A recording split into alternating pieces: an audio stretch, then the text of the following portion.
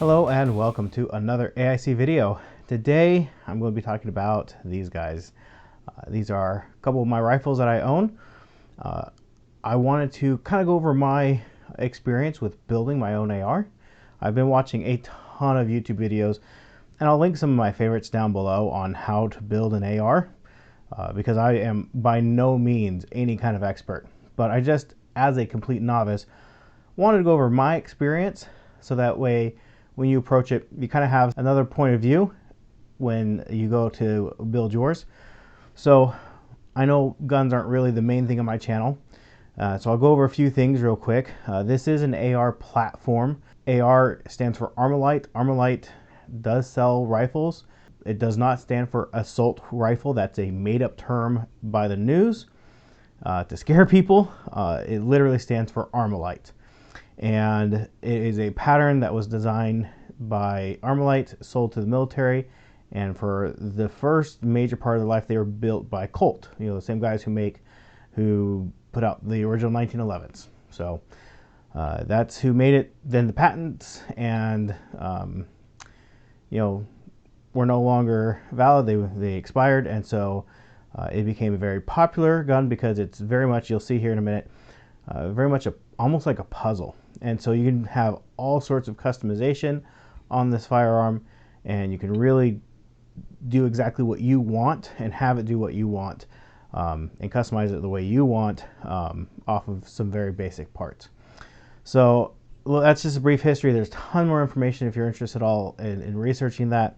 Definitely take the time to do that.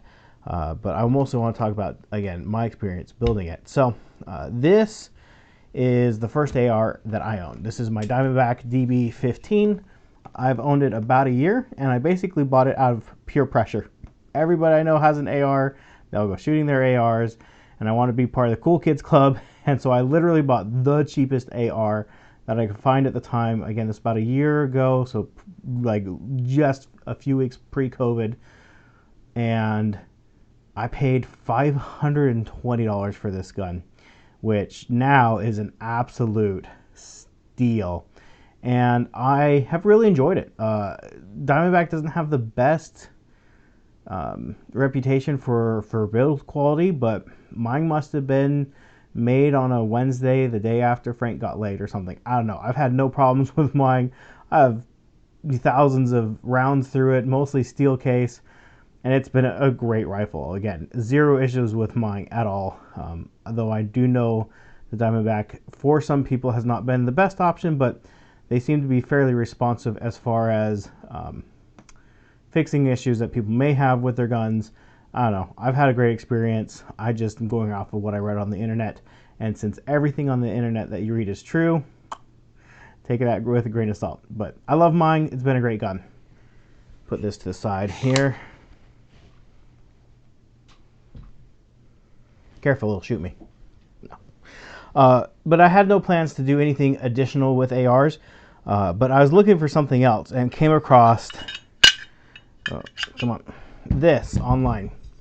So this is a lower, and legally this is the actual firearm, even though it has no trigger guard, no hammer, nothing. It is the firearm. And so this is what you have to buy and get registered and do a background check to be able to purchase this piece. Everything else that bolts onto this is an accessory, and you can buy online, make changes to your heart's content. This is the firearm. And so I have green tape covering up the serial number, but these have been going up because of all the craziness going on. These have been going up in price. I found mine for about $50, and I bought a few of them because of the price. I didn't think I could find them again anytime soon for any cheaper. This is an upper. So this is what your barrel bolts to, and it is not a firearm. So again, the only serialized part is the lower. The upper, I just bought a match from the same manufacturer of the lower, just because I felt I'd have the best luck at making sure everything fit together if the upper and lower came from the same company. That shouldn't be the case. You should be able to buy whatever upper and whatever lowers. That was just my thought process when buying. Plus, This was $50. This was $50. Most lowers right now are going for over $100. So I was able to buy both of these on a pretty good deal. So this is my first creation with my new set of upper and lowers. And obviously it was originally black and I have painted it white. I added a little symbol on there for the Empire because I really felt like this is a stormtrooper gun. That's the theme I went for, and I stuck with it. I kind of did it initially as a joke and then just, stayed with it, and I like how it turned out.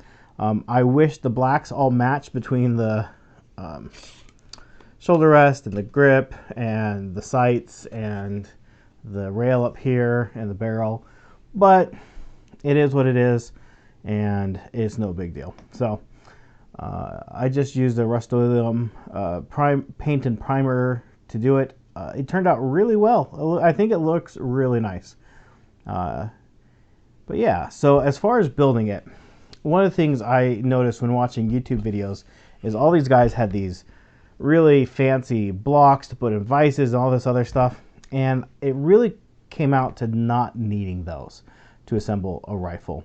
What I did need is a table, a wooden table, and I have one of these mats on it. I did ding up the table a little bit, but I don't care because it's just like a workbench and it's dinged up anyways, but nothing happened to my gun as I was doing it. I just hit the table a couple times with a hammer and that happens. The only specialty tools I really needed was a barrel wrench, and you buy these on like Amazon. I think it was like less than $20. And I needed some roll pin punches, which I had one roll pin punch that I've had for forever, and there's not much of the tip left on it, so I picked up a new set of roll pin punches again on Amazon for like $9. And that's really it as far as like specialty tools. Obviously there were other tools. Some of the accessories came with Allen wrenches to tighten stuff down. To tighten the flash suppressor, I had to have a couple of wrenches and just a small hammer when you're doing the punches to tap those in. A lot of guys will use either a brass hammer or one with like a nylon end. I have one, but it's much bigger than this, so I went with the smaller sized hammer for accuracy. And then I covered everywhere I was going to be having the hammer, I covered in painter's tape. And so when I was going in and hammering on the roll pins, I wasn't going to scratch anything, because if I missed, I was going to hit some painter's tape and not the gun itself. But yeah, I was able to do it on the table. Really simple. Let me go ahead and take this apart. The hardest things that I struggle with putting together on here, if this will pop, this is really stiff because it's new. I haven't even had a chance to go shoot this yet. I just finished this like last week. So the thing I struggled with the most was right here with the bolt catch. This pin I found hard to drive in just without hitting the side of the receiver. And I have a little bit of a scratch of the paint there I need to touch up. And really that was it. Everything else came together really easy, really simple. Much easier, more simple than I was expecting it to. So, if you're thinking about building one of these, don't be intimidated, especially with those guys who are building them on YouTube that have all the fancy equipment. It's not necessary. You don't need it. You just need a table that you can pound on a little bit with a hammer, and a block of wood. That, again, you have to have something soft on top of it just so you don't scratch up your gun. But a block of wood that you can put like a mouse pad or something on would probably be sufficient, honestly. And then you can assemble it.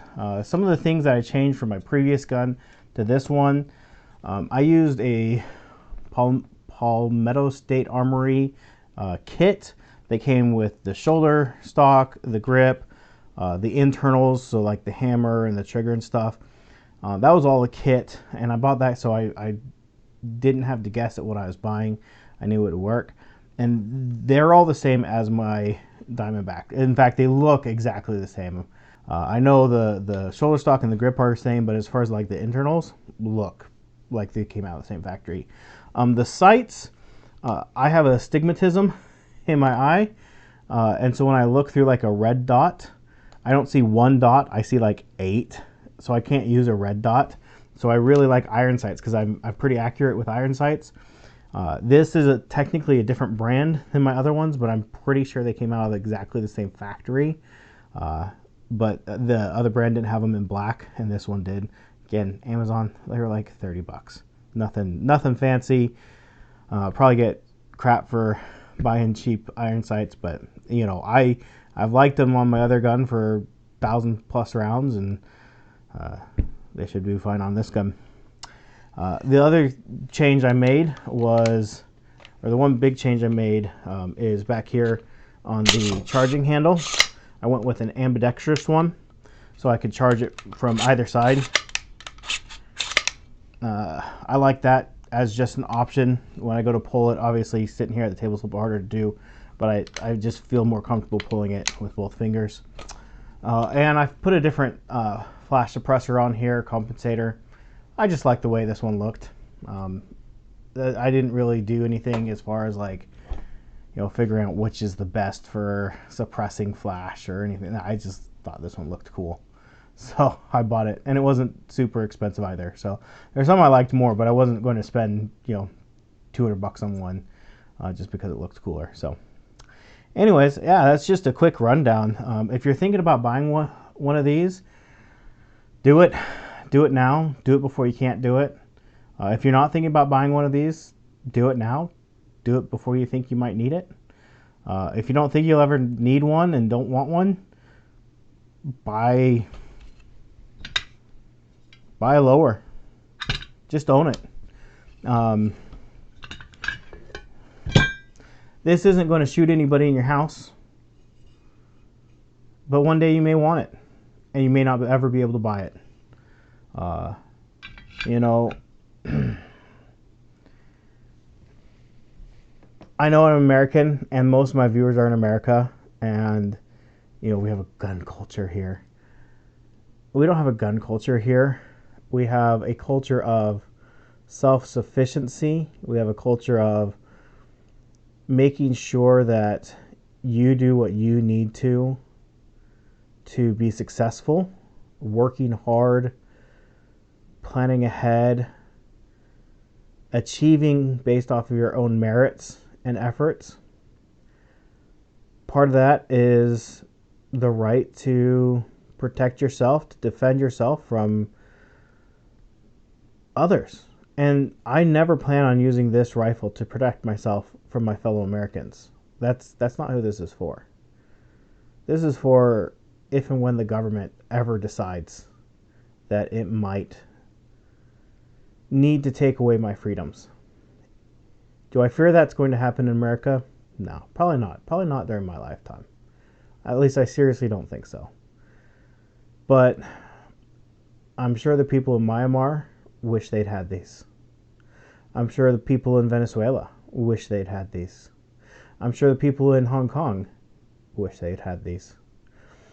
So whether it's for me or my children or my children's children, I'm going to have these. They're going to be part of my life. My children are taught to shoot. They're taught to be accurate. They're taught to respect the weapon, respect its ability and capabilities. It's not a toy. Even though I very much enjoy shooting, it's not a toy. It is a weapon. It is a gun.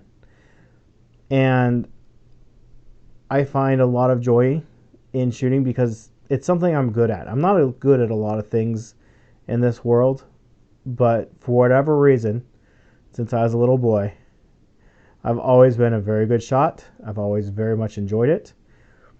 And it is something I truly enjoy. And that's just a bonus on top of it, really. If you do not have a gun, you should. You should know how to use it. You should know how to be accurate with it. You should know how to maintain it.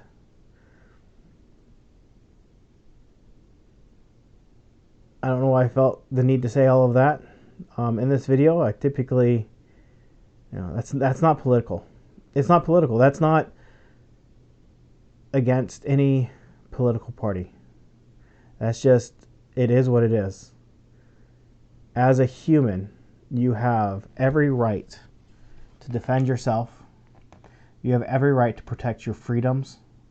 Our freedoms don't come from government. They exist because we exist. And I truly feel that everybody should exercise the right to the fullest extent of the law of where they currently live, because laws change. Do what you need to be able to have the things you need to protect yourself. Anyways, yeah, I don't know if I'll cut that from the video or not. We'll see. If you see this part, I didn't cut it. I just want you to know that I had fun building this. I will definitely enjoy shooting it. I look forward to that when I'm able to do that here in the next week or two. My nails are probably a disaster because I've been working on my Jeep again, trying to finish that up before it gets too hot. But yeah, I would encourage anybody who's even considering it, take the time and learn. Take the time and experiment. Take the time to do some research, real research, not watch the news. And go out and shoot. Golly, it's fun. My favorite is to shoot steel, that ting, as you shoot a target, 100 yards away. Oh, satisfying. So satisfying. And yeah, I do these videos because I enjoy. This is me sharing a part of myself with you. I've always enjoyed firearms. I did not grow up in a home that encouraged them or even allowed them. But I had family members and friends who did. I went through the Boy Scout program. I am an Eagle Scout. And through that, I learned to shoot. And yeah, this is a part of me I'm sharing with you. Anyways, I hope you like it. I hope you think the design, I did this because I thought it was fun. For no other reason. I know it's kind of silly to do a stormtrooper gun. I wasn't trying to be serious. I was trying to enjoy something. Anyways, if you have any thoughts, comments, or questions, leave those down in the comment section down below. I will do my best to answer those. If you think I'm a crazy American, you're probably right, but not for having guns. This is not a crazy American thing. This is I'm a human, and I expect to stay one. Anyways, thank you for watching. I hope you have a great day.